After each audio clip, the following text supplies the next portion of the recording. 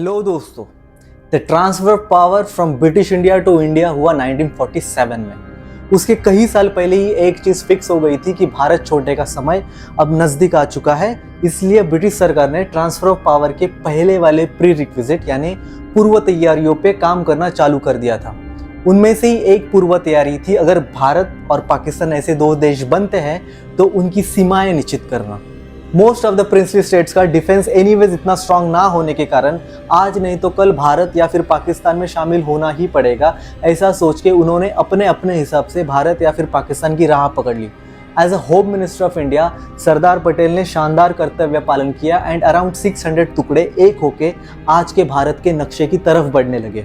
Issue था हैदराबाद का, जिसे पाकिस्तान में जाना था, जूनागढ़ जिसे पाकिस्तान में जाना था, और एक था Kashmir which became the reason for heavy bloodshed in the future. Let us discuss the Kashmir.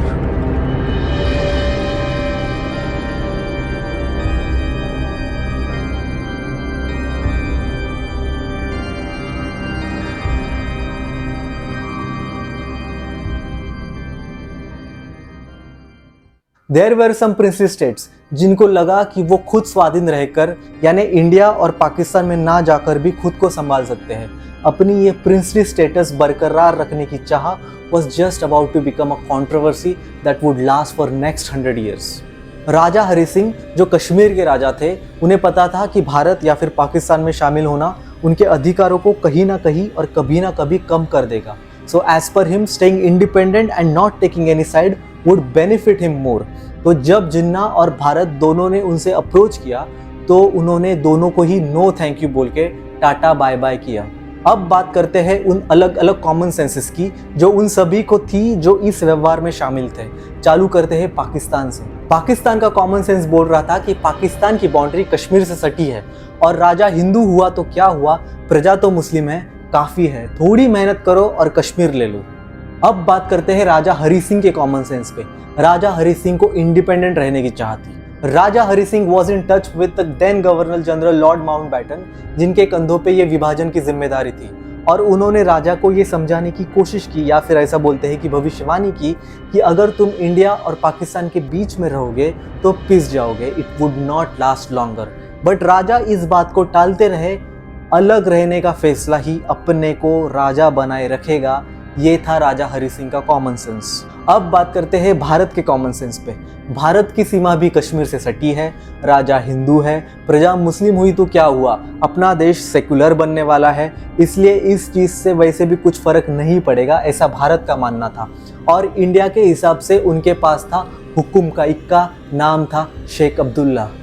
बात करते हैं शेख अब्दुल्ला फैक्टर पे, जिन पे इंडिया की सबसे ज़्यादा उम्मीदें टिकी थी। शेख अब्दुल्ला यानी उमर अब्दुल्ला जो कश्मीर के एक्स सीएम रह चुके हैं, उनके ग्रैंडफादर। कश्मीर की घाटियों से आने वाला ये व्यक्ति होशियार, हाईली एजुकेटेड था। इन्होंने अपनी पढ़ाई मुस्लिम अलीगढ़ यूनिवर्सिटी से की और आगे जाके ये कश्मीर के जननायक बने। अच्छा खासा पढ़ा लिखा होने के बावजूद उन्हें अच्छी पोस्ट वाली जॉब ना मिल पाना और इस षड्यंत्र के पीछे एक हिंदू राजा के एडमिनिस्ट्रेशन का हाथ होने की शंका उन्हें आगे राजनीति में खींच लाई।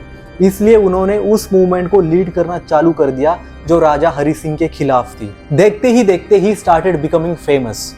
धर्मवाद का शिकार हुआ ये आदमी अब सेकुलरिज्म की तरफ झुकने लगा था और कश्मीर में डेमोक्रेसी एस्टेब्लिश करना उनके जीवन का लक्ष्य बन चुका था, और इसी वजह से राजा ने इनको जेल में भी डाले रखा। कट्टरपंथी मुस्लिम लीग से ये चिढ़ते थे और कुछ भी हो जाए हमें एक इस्लामिक देश का हिस्सा नहीं बनना है, ये ध्यान में रखकर ये अपनी अगली स्टेप निर्धारित कर रहे थे। कश्मीरी घाटी में शेख अब्दुल्ला को मिलने वाला सपोर्ट इधर इंडिया का कॉन्फिडेंस बढ़ा रहा था, क्योंकि अगर आगे जाके जनमत करवाए तो कश्मीर इंडिया में ही आना पसंद करेगा, ये सुनिश्चित था। और एक तथ्य था जो भारत के हिसाब से कश्मीर को पाकिस्तान में जाने से रोकेगा, और वो चीज़ थी राजा का हिंदू होना। अगर हिंदू राजा का ये कश्मीर इस्लामिक रिपब्लिक का हिस्सा हो जाता है तो हिंदू राजा का महत्व ऑटोमेटिकली कम हो जाएगा। इसलिए भारत को लगता था कि ये राजा भले ही अकेला रहेगा बट पाकिस्तान में शामिल नहीं होगा। देखते देखते वो दिन भी आ गया, 15 अगस्त 1947। Now there were officially 2 countries in the world, India and Pakistan. अब तक most of the princely states ने अपने अपने साथी चुन लिए थे, संविधान का काम भी चालू हो चुका था। पर फिर भी 3 और मेजर प्रिंसली स्टेट्स का डिसीजन पेंडिंग था, जूनागढ़, हैदराबाद, कश्मीर। अपने अपने कॉमन सेंस की ये खिचड़ी चीज़ों को और कॉम्प्लिकेटेड बनाने की बस शुरुआत थी। Things were about to get more dramatic and Messi.